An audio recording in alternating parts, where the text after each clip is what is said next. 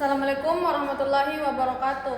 Perkenalkan, nama saya Sherina Arsyad dan NIM saya 10540110483. Di sini saya akan membacakan tugas esai tulisan saya, yaitu yang pertama, nilai norma.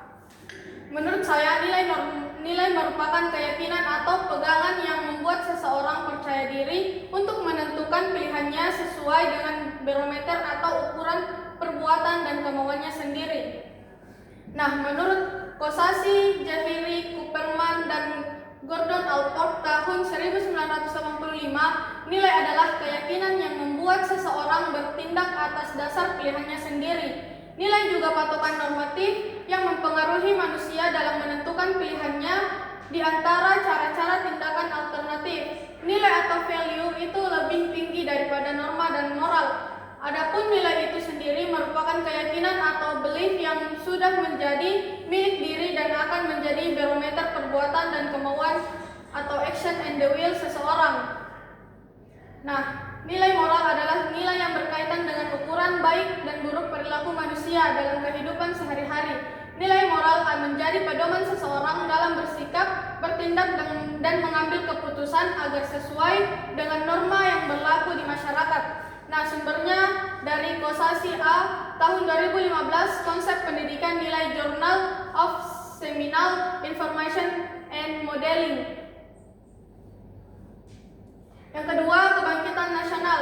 Nah, menurut saya, kebangkitan nasional merupakan masa penting dalam sejarah Indonesia yang ditandai dengan tumbuhnya kesadaran nasional dan semangat persatuan di kalangan bangsa Indonesia pada awal abad ke-20.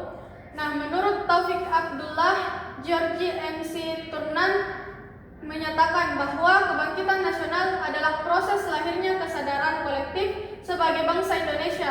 Ia menekankan bahwa kebangkitan ini tidak terjadi secara tiba-tiba pada tahun 1908, melainkan melalui proses panjang yang melibatkan organisasi modern, pers, dan interaksi antar kelompok intelektual. Kebangkitan nasional Indonesia muncul sebagai reaksi terhadap kolonialisme Belanda dan dipengaruhi oleh perkembangan politik global. Dia menyoroti peran organisasi politik, pemuda, dan pers sebagai sarana utama penyebaran ide nasionalisme.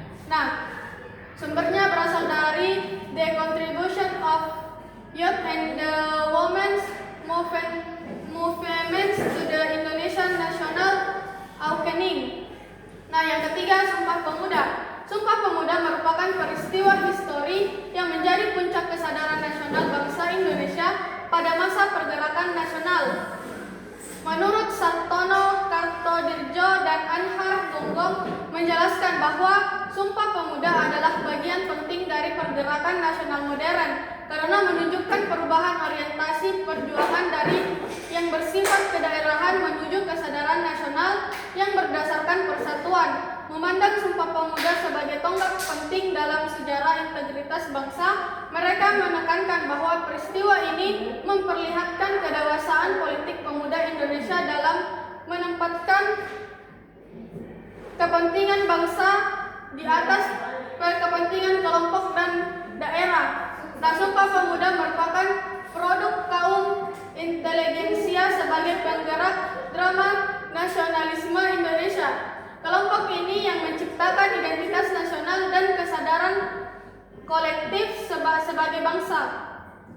Pengikat nasionalisme ditampilkan dalam butir teks Sumpah Pemuda, yaitu kesatuan wilayah bangsa dan bahasa. Nah, sumbernya berasal dari N.I. Navia, Historia, Journal of Social Science and Humanities.